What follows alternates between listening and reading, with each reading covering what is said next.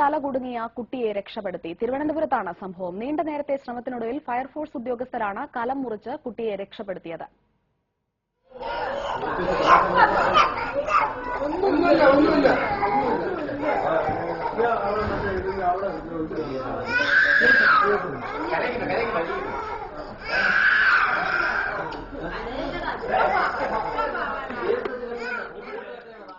വിശദാംശങ്ങളുമായി KG കമലേഷ് ചേരുന്നു. കമലേഷ്, ഈ കുട്ടിയുടെ തല എങ്ങനെയാണ് കലത്തിൽ കുടുങ്ങിയത്? ഏറെ മണിക്കൂറുകൾ എടുത്തു എന്ന് കരുതുന്നു ഫയർഫോഴ്സ് ഈ പരിശ്രമത്തിനായി. എങ്ങനെയായിരുന്നു കുട്ടിയെ രക്ഷപ്പെടുത്തിയത്?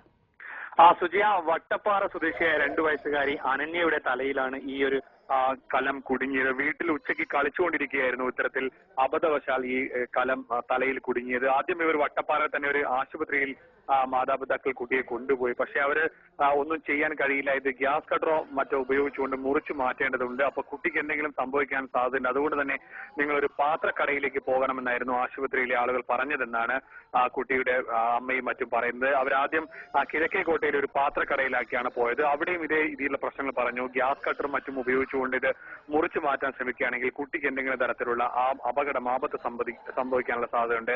അപായ സാധ്യത കണക്കിലെടുത്തുകൊണ്ട് നിങ്ങൾ ഫയർഫോഴ്സിന് വിവരം അറിയിക്കാൻ അവർ പറയുകയായിരുന്നു. ഫയർഫോഴ്സുകാർ പറഞ്ഞത് ഫയർഫോഴ്സ് ആസ്ഥാനത്തേക്ക് കൊണ്ടുവരാനായിരുന്നു. അങ്ങനെ ഓട്ടോയിൽ ഇവർ ഈ കുട്ടിയെയും കൊണ്ട് ഹൗസിംഗ് ബോർഡ് ജംഗ്ഷനിലെ ഫയർഫോഴ്സ് ആസ്ഥാനത്ത് എത്തുകയായിരുന്നു. ഈ സമയത്തെല്ലാം തന്നെ കുട്ടി വളരെ ഉച്ചത്തിൽ നിലവിളിക്കുന്നുണ്ടായിരുന്നു. ഫയർഫോഴ്സ് ആസ്ഥാനത്ത് ഏറെ നേരം പണിപ്പെട്ട ശേഷമാണ് ഈ കുട്ടിയുടെ തലയിൽ നിന്നും ഈ ഒരു കലം ഊരിയെടുത്തത്. കുട്ടിക്ക് വേറെ ശാരീരിക പ്രശ്നങ്ങളൊന്നും തന്നെ ഇല്ല.